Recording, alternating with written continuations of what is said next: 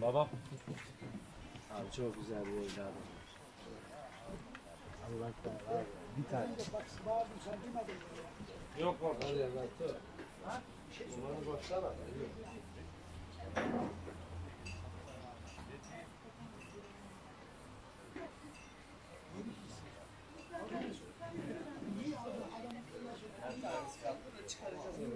Çıkacak, o da çıkacak.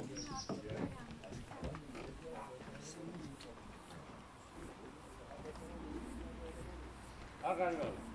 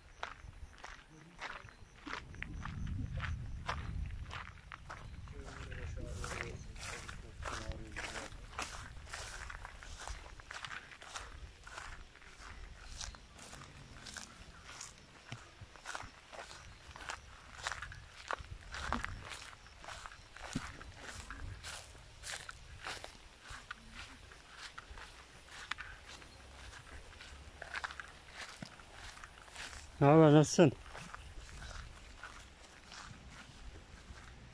Evet, numaralı kabinler kalmak için odalar. Bayramda çok yoğun olacak. Bayramda herkes burada kalabilir gelip. Çok güzel bir ortam. Deniz kenarına yaklaşık 5 kilometre mesafe. Burada konaklayıp Mecidiye sahiline ve Erikli'ye denize girebilirsiniz. Akşam da gelir burada evinizde, odanızda restorantı, çay kahveleri falan var. ATV tura için ATV'ler var.